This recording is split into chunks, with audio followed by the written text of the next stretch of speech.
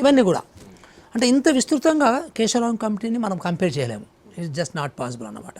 So అందుకని please don't get in to that comparison. So ఇది ఒక విస్తృతమైనటువంటి అధ్యయనము. సార్ ఇంకోటి అంటే పాయింట్ ఏంటంటే ఒక ప్రశ్న చాలామందిని మీ రికమెండేషన్స్ వచ్చిన తర్వాత కొంతమంది మేధావులతో మాట్లాడిన దాంట్లో కొన్ని వస్తున్నటువంటి ప్రశ్నలు దే ఆర్ స్ట్రైట్ ఫార్వర్డ్. మీకు ఒక ప్రశ్న వేస్తున్నారు. కమిషన్కి ఒక రాజ్యాంగబద్ధమైనటువంటి పదవి, ఆ బాధ్యతలు ఉంటాయి. జనరల్ రికమెండేషన్స్లో భాగంగా మీరు ఒక మేజర్ రికమెండేషన్ చేశారు. అది సాధ్యమయ్యేదైనా అన్నటువంటి ప్రశ్న నాకు వచ్చింది. పాయింట్ ఏంటంటే ఎడ్యుకేషన్ రీఫార్మ్స్ తీసుకురావాలని చెప్పేసి మీరు ఒక రికమెండేషన్ బడ్జెట్లో చాలా కీలకమైనటువంటి అంశాన్ని మెన్షన్ చేశారు.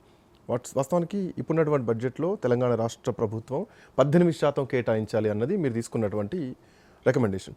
బట్ తెలంగాణ రాష్ట్రంలో బడ్జెట్కి 7.5-7% ఇక్కడిక్కడే ఉంది. మీరు అన్నటువంటి బడ్జెట్ 18% పెంచాలంటే దరిదాపు 70-80 వేల కోట్ల రూపాయలు పెట్టాల్సినటువంటి అవసరం ఉంది.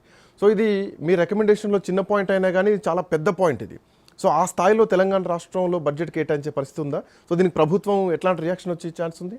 ఇప్పుడు మీరు గమనించే ఉంటారు, కాంగ్రెస్ పార్టీ మేనిఫెస్టోలో ఎంత పెట్టారు ఎడ్యుకేషన్కి అలాట్మెంట్ అనేది, వాళ్ళు ఎంత ప్రామిస్ చేశారు? కాంగ్రెస్ 15% చేసింది, రైట్.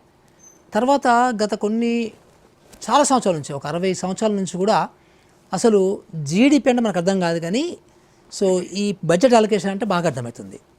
సో ఇది గొంతమ్మ కోరిక కానే కాదు ఇది. సో 15% వాళ్ళే పెట్టారు.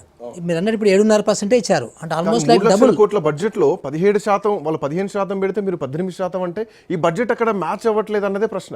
మ్యాచ్ అనేది కాదండి, it all depends upon government ఎంత ప్రియారిటీ ఇస్తుందని కదా.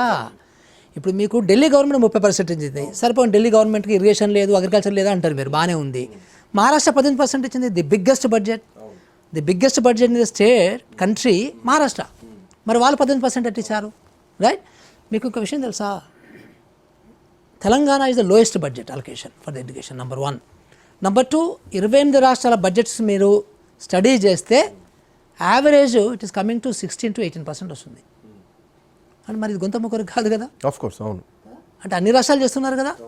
నేను ఈ మధ్య నేను చెప్పాను కదా ఇందాక, వియత్నాం వెళ్ళామని.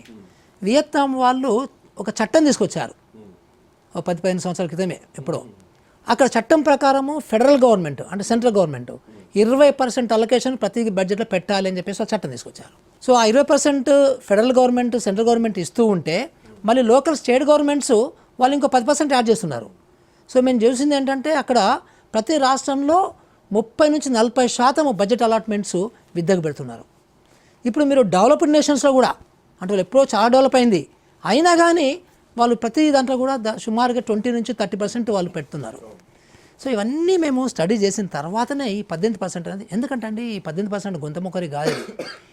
మీకు ప్రధానమైన కారణము ఒక సమాజం బాగుపడాలంటే, ఒక దేశం బాగుపడాలంటే, ఇప్పుడు మనకి 133 వచ్చింది మనది హ్యూమన్ డెవలప్మెంట్ ఇండెక్స్, మానవ అభివృద్ధి సూచిక అనేది. ప్రపంచంలో ఒక 190 దేశాలకు మనకు ఐక్యరాజ్య సమితి వాళ్ళు ర్యాంకింగ్ ఇస్తారు. ఈ ర్యాంకింగ్లో మనది 133 ఉంది. ఇది చాలా ఇంపార్టెంట్. మీరు గవర్నమెంట్ మెప్పేయగలుగుతారు, ఎందుకంటే పోయినసారి బడ్జెట్లో 23,000 ఐ థింక్ సో విద్య కేటాయించింది. ఒరిజినల్గా మనకి కంబైన్డ్ ఆంధ్రలో 11% ఉండేదండి 2013-14 బడ్జెట్. సో ఈ మహానుభావుడు కల్వకుంట్ల చంద్రశేఖరరావు గారు వచ్చి సో గ్రాడ్యువల్గా నేను తగ్గించుకుంటూ 6.4కి వచ్చాడు ఆ మహానుభావుడు. అందుకనే కదా నేను రేంజ్ చేసింది గవర్నమెంట్లోంచి. నేను రేంజ్ చేసిన రోజు చెప్పాను, ఇది ప్రభుత్వ విద్యని నాశనం చేస్తున్నాడు ఈ మహానుభావుడు, అందుకని నేను ఈ గవర్నమెంట్ పనిచేయదలుచుకోలేదు అని అప్పుడు నేను చాలా స్పష్టంగా చెప్పాను. మీ పాత వీడియో తీసుకుంటే రైట్. సో ఆ రకంగా 6 తీసుకొచ్చారనమాట. ఇప్పుడు దాన్ని మనము మరి ఆ 11% నుంచి, సో ఆ 11% కూడా తక్కువనే. ఇప్పుడు ఈరోజు కూడా మీరు జాగ్రత్తగా మీరు గత లేటెస్ట్ బడ్జెట్ కూడా మీరు చూసినట్లయితే సో అసలు సింగిల్ డిజిట్ ఎక్కడ లేదు 28 రాష్ట్రాల్లో, మాది ఒక్కడే సింగిల్ డిజిట్. అందరూ 10 నుంచి 28% వరకు పెట్టారండి. మరి ఇంకా this is a very common thing, with natural thing, ఇది సహజమైనటువంటి ప్రక్రియ ఇది.